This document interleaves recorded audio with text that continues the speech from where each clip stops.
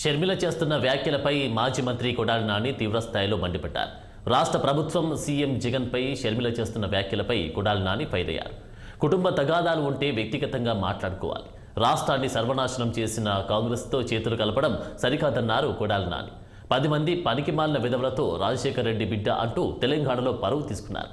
ఇప్పుడు ఏపీకి వచ్చి అదే పని చేస్తున్నామని ఆరోపించారు. ఎంపీగా కూడా గెలుస్తాడో లేదో తెలియని రాహుల్ గాంధీ రాష్ట్ర సమస్యలు ఎలా పరిష్కరిస్తాడంటూ ఎద్దేవా చేశారు. 0% ఓట్ల శాతం ఉన్న షర్మిల 1% ఉన్న కాంగ్రెస్తో కలిస్తే ఏం జరుగుతుందన్నారు. రాజకీయ లబ్ధి కోసమే జగన్పై షర్మిల నిందలు వేస్తుందని ఆగ్రహం వ్యక్తం చేశారు. లేకపోతే వైఎస్ఆర్ కాంగ్రెస్ పార్టీ కోసం, కార్యకర్తల కోసం, నాయకుల కోసం, కార్యకర్తల మీద, నాయకుల మీద దాడులు జరిగి చంద్రబాబు నాయుడు ఆధ్వర్యంలో తెలుగుదేశం పార్టీ నాయకుల్ని చంపితే, కార్యకర్తలను చంపితే ఆవిడ ఎక్కడికన్నా వచ్చిందా? 5 సంవత్సరాల్లో 20 రోజులు ఎలక్షన్ నోటిఫికేషన్ వచ్చినాక 20 రోజులు బస్సులో ఆవిడ 40 మీటింగులు చెప్పింది.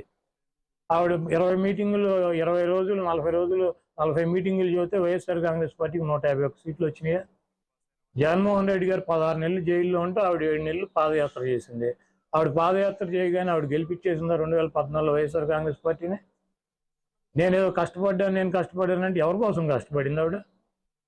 ఈ రాష్ట్ర ప్రజల కోసం కష్టపడింది, అన్న కోసం కష్టపడ్డాను, నిస్వార్థంగా కష్టపడ్డానని చెబుతుంది. నిస్వార్థంగా కష్టపడినప్పుడు ఇప్పుడు ఈ రోజు వచ్చి 4 సంవత్సరాలకి ఇంకా ఎన్నికలు 3 నెలలు ఉందనగా స్టీల్ ప్లాంట్ ప్రైవేటీకరణ చేసేస్తున్నాడు మోడీ. ఏం చేయాలి? ఈవిడ నిన్న లేఖ రాసింది. మేము ఇట్లాంటి లేఖలు 100 రాసాం. ఇటువంటి లేఖలు 100 రాసాం. పోలవరం ప్రాజెక్టు కేంద్రం కట్టాల్సినటువంటి ప్రాజెక్టు చంద్రబాబు నాయుడు తీసుకున్నాడు. ఆ రోజు ఏమన్నా మాట్లాడింది ఈవిడ? ఒక 50,000 కోట్ల రూపాయల ప్రాజెక్టుకి నిర్వాసితులకు ఇవ్వాలి. మన డబ్బులు ఏమైనా తెచ్చేస్తుందా? ఏం చేయాలి? మరి కాంగ్రెస్ పార్టీ పెట్టినటువంటి వాగ్దానాలు అమలు చేయలే. మరి దేశవ్యాప్తంగా కాంగ్రెస్ ఎందుకని రిజైన్ చేయట్లా?